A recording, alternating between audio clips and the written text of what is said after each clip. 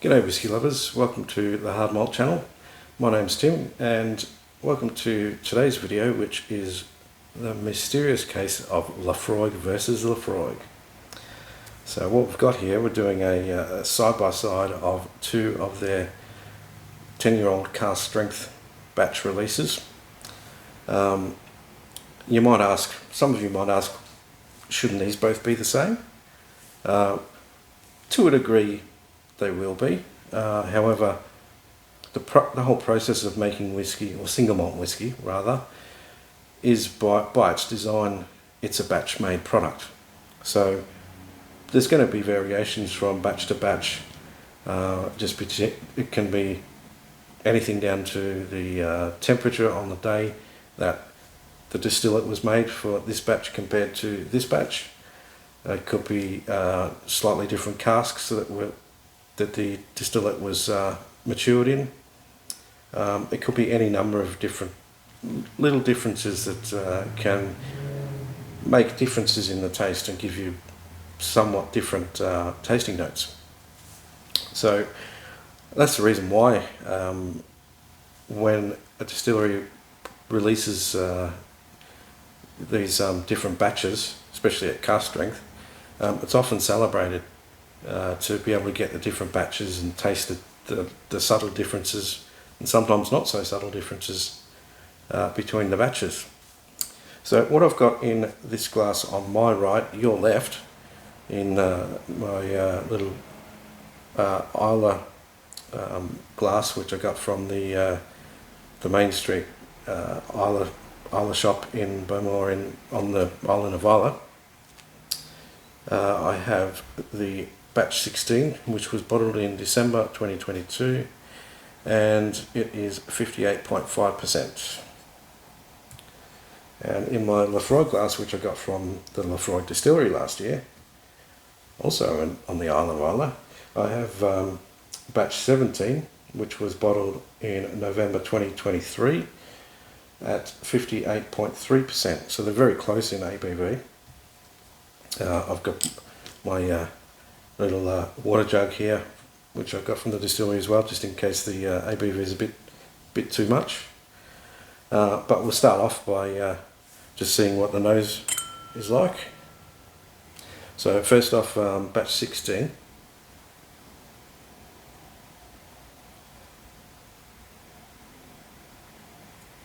A nice hit of peat straight away. You got that typical smoke you get from Laphroaig, but with more sweetness. There's a lot of vanilla. Some light fruits on there. Hints of the sea as well, with a little bit of salinity, I suppose you'd say, or saltiness. Some people might call it.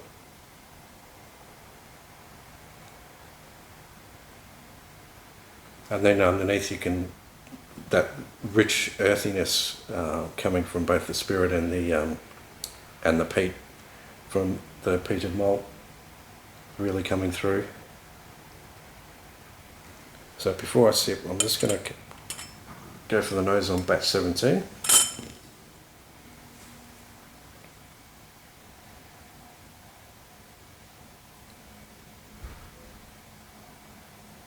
Okay, so the peat on batch 17, it's definitely there. It's not quite as punchy as batch 16.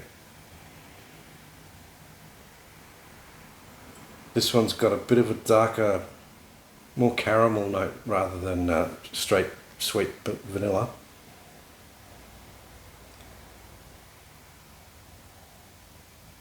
Hints of smoked ham as well, so there's a real meatiness to this one.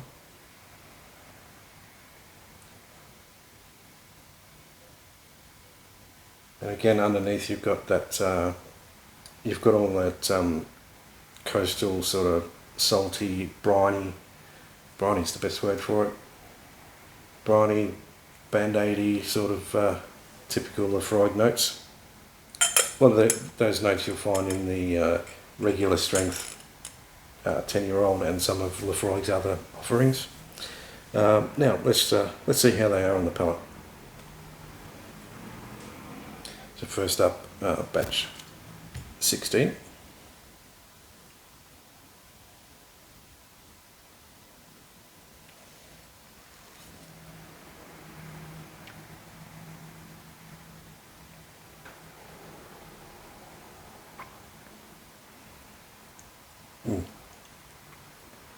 Big sweetness on the palate first up,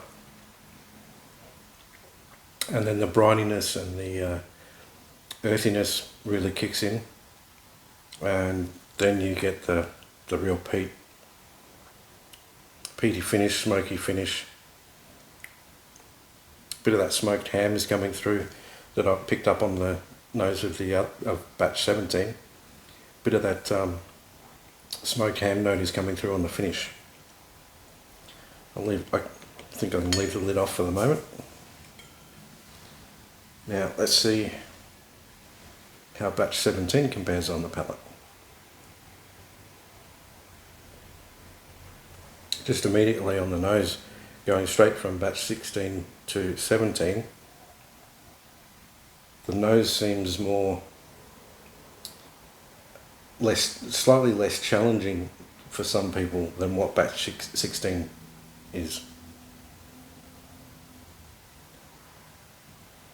Definitely much more, it's more polite on the nose, shall we put it that way.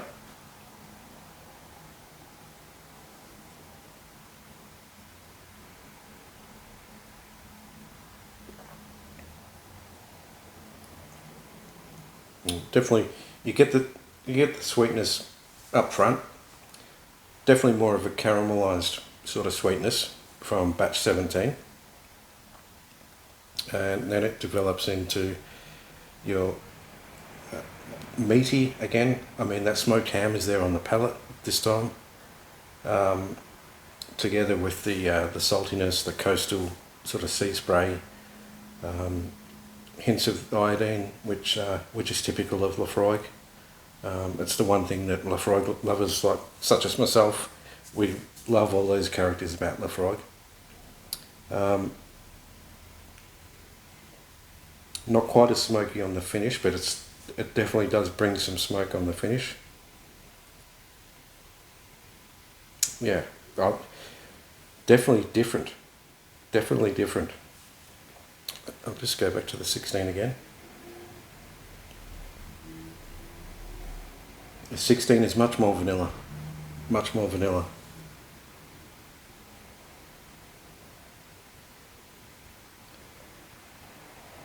This is more caramel, perhaps toffee. I'm going to stick with hints of caramel.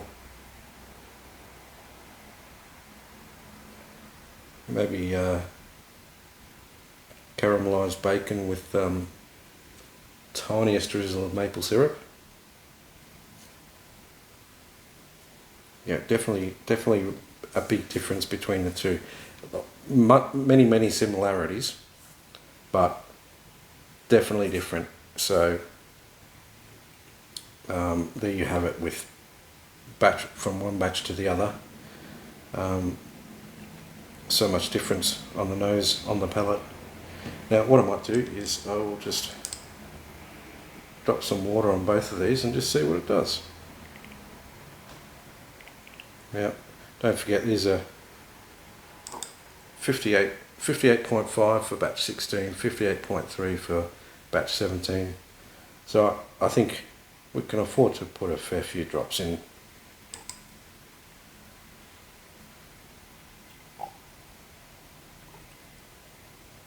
Yeah, I reckon it's probably roughly even, but at this strength I don't think a few drops here or there is really going to make too much difference. Just going to let that water sort of meld into the whiskey. Gee, this is really, that little bit of water, it's probably not even 5 mils of water. That bit of water has really brought out the rich, creamy sort of sweet notes on the nose. vanilla and custard.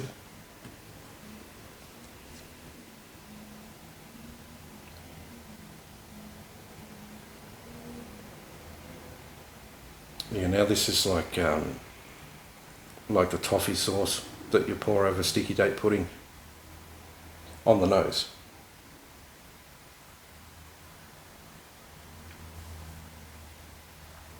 Let's see what it's done to the palate.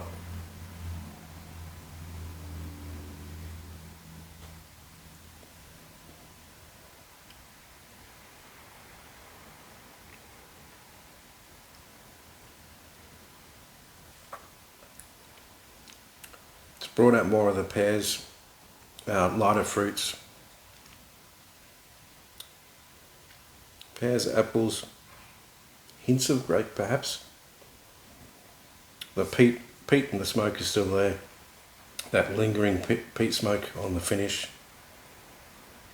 which is just delicious. That just makes you want to sit there and savour it, which I will later on. Now to batch 17 with the water on it. Let's see what the palate is like with this. Well, the nose has got a little bit hints of ashiness on the nose now. So it's almost like the smokiness that was very polite to begin with. It's still polite with the water, but it's sort of bringing out a bit of an ashy sort of fireplace note, which is not unwelcome at all.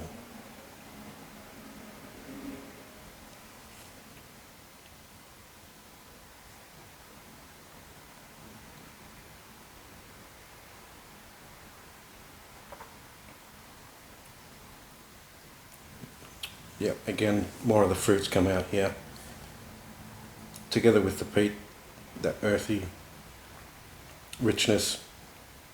I think the smoked ham has almost disappeared from both of these with the water on it, which is interesting. So the water's really brought out the more fruity, sweeter notes, and it's actually made them both a little bit more creamy, which is very interesting indeed. Adding water to a whiskey makes it creamy. That's how you know you're getting your bang for your buck in these cask strength releases.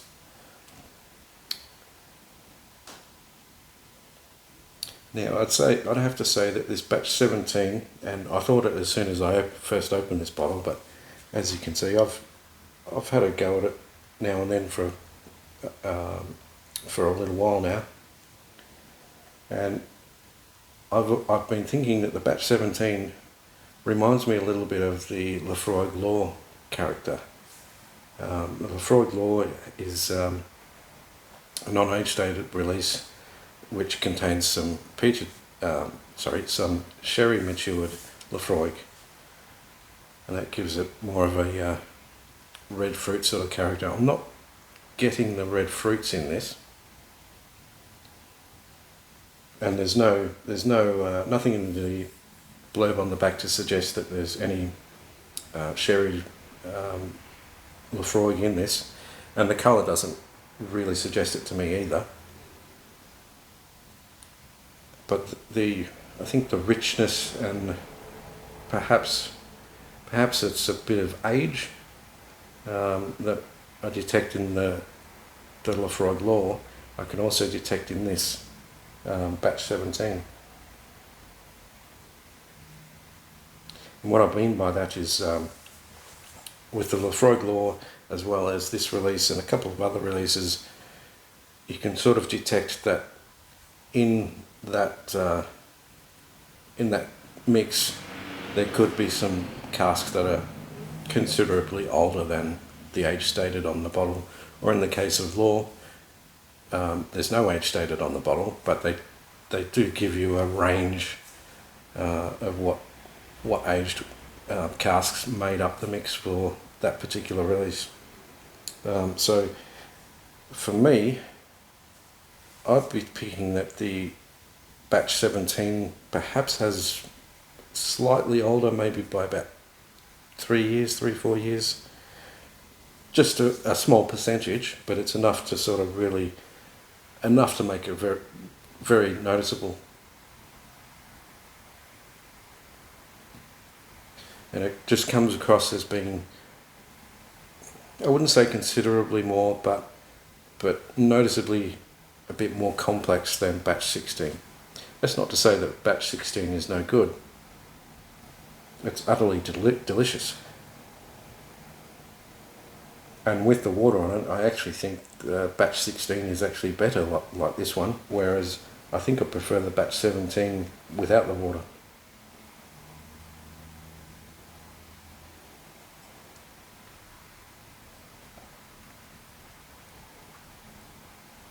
And you're only going to know these things by trying.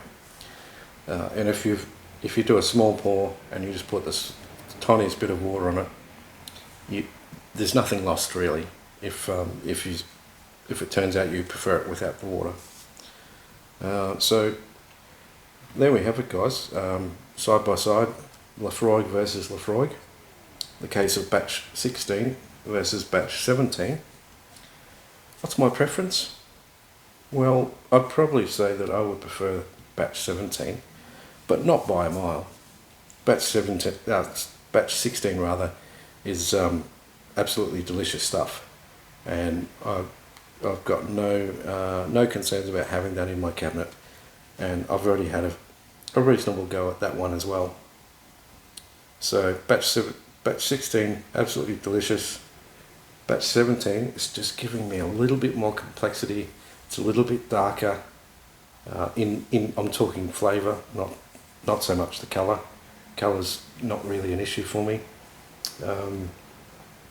unless you tell us that it's loaded with caramel colourant, then it's an issue. Just don't do it. I'll talk about that in another video. We won't turn this one into a rant. Anyway, so yes, as I said, I think for me, batch 17, it's got a bit darker character on the palate. I really like the more approachable, polite sort of peaty nose. And even with the water, actually, the nose is just really enticing with the water on it. So for me, I would say that batch 17 takes the win, but not by a lot. Not by a lot at all. But there you have it, guys. Laphroaig versus Laphroaig. Until next time, Slán de bhar.